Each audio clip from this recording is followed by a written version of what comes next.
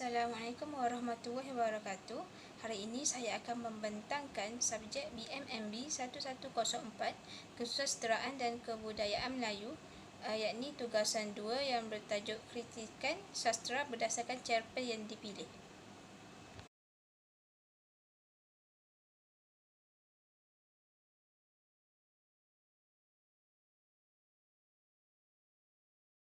Ini merupakan isi kandungan saya, iaitu yang pertama pengenalan, yang kedua cerpen yang dipilih, yang ketiga sinopsis cerpen, yang keempat jenis-jenis kritikan sastera yang terdapat dalam cerpen saya, yang kelima rumusan. Yang pertama pengenalan. Secara amnya, perkataan kritik berasal dari perkataan Yunani kuno krites yang bermaksud hakim. Oleh itu, mengkritik merupakan usaha menghakim memutuskan nilai baik atau buruknya sesebuah karya sastera.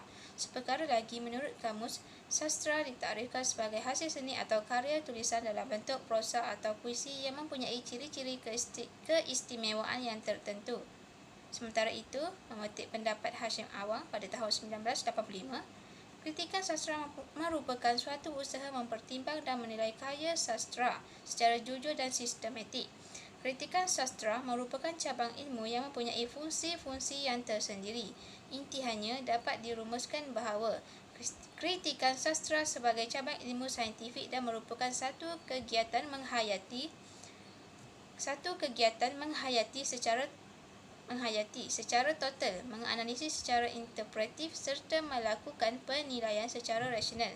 Persoalannya, apakah jenis-jenis kritikan sastera yang terdapat dalam cerpen Si Bongkok yang Lupa Diri? Ini merupakan cerpen yang saya pilih untuk membuat kritikan sastera yang berjudul Si Bongkok yang Lupa Diri. Nama penulisnya Hamdan Muhammad Ali dan diterbitkan oleh Pustaka Cahaya Ilmu pada tahun 2016.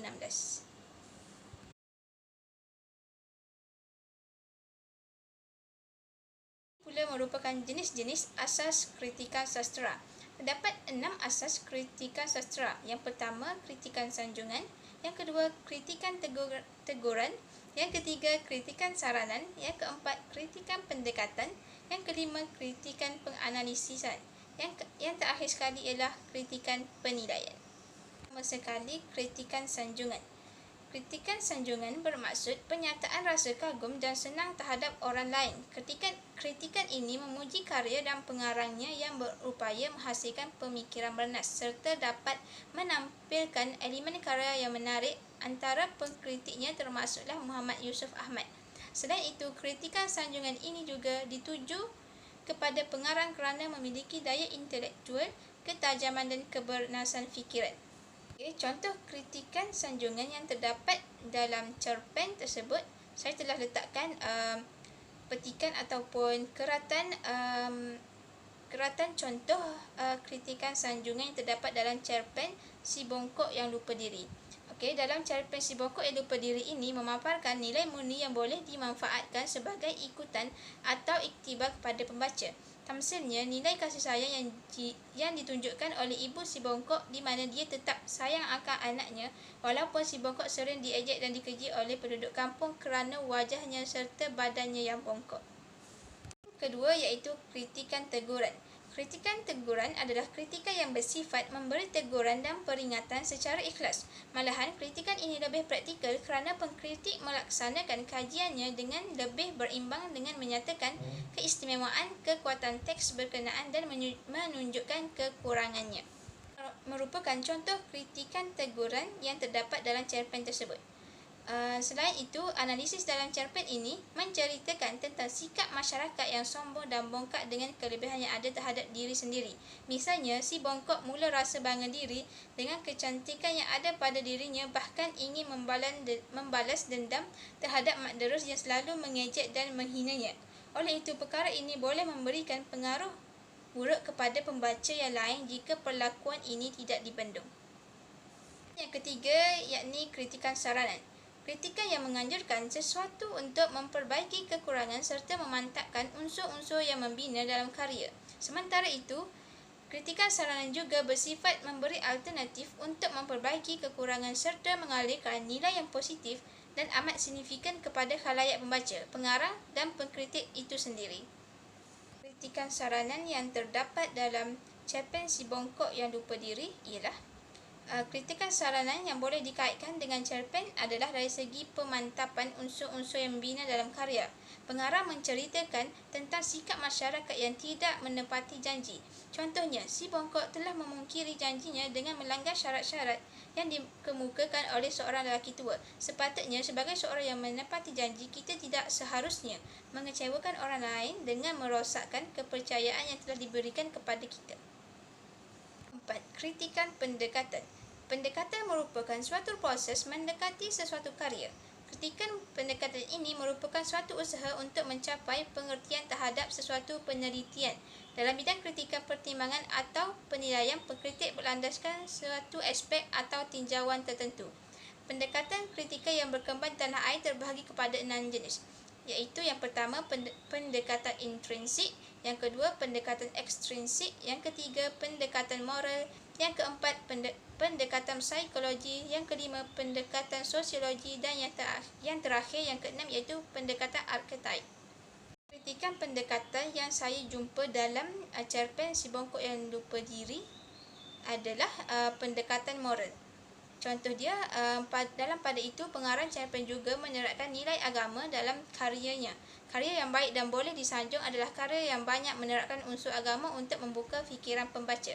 Sebagai tamsilnya, ibu Si Bongkok menasihatinya bahawa Allah SAW akan membalas setiap perbuatan manusia yang menyeksa dan menyakiti hati orang lain, terutama orang-orang yang lemah, kerana Allah SAW maha adil terhadap makhluk-makhluknya. Yang kelima ialah kritikan penganalisisan. Kritikan penganalisisan merupakan kritikan bersifat penyelidikan untuk mengetahui keadaan yang sebenarnya, termasuk menentukan kedudukan, prestasi atau pencapaian sesebuah karya sastera. Pengkaji melakukan penelitian dengan menghurai dan menganalisis dengan terperinci terhadap bahasa, permulaan dan pengakhiran cerita, motif, watak, pemikiran, perlambangan, nilai, sudut pandangan, aliran dan ideologi dalam karya sastera. Kritikan penganalisisan yang terdapat dalam cerpen tersebut ialah jalan cerita yang terperinci melalui plot yang diatur dengan baik. Pengarang memulakan penceritaan tentang watak utama yang tinggal bersama-sama ibunya yang sudah tua di sebuah pondok yang usang. Selain itu, turut diceritakan tentang Si Bongkok yang sering dihina kerana rupa paras dan fizikalnya. Pengarang juga menamatkan penceritaan dengan pengakhiran yang menanamkan sifat kekesalan dalam diri watak, sekaligus mampu memberi pengajaran kepada pembaca. Cerpen Si Bongkok yang Lupa Diri telah mencapai matlamat utama dalam kaedah penceritaannya melalui pengajaran yang diperoleh supaya jangan sombong sebelum menghadapi penyesalan dalam hidup.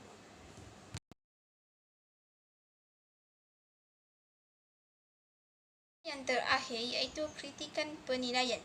Pengkritik melakukan kritikan penilaian melihat adakah sesebuah karya sastera itu bermutu atau sebaliknya. Pengkritik haruslah bijaksana, adil, saksama dan dapat mengemukakan hujah yang konkret sebelum membuat justifikasi.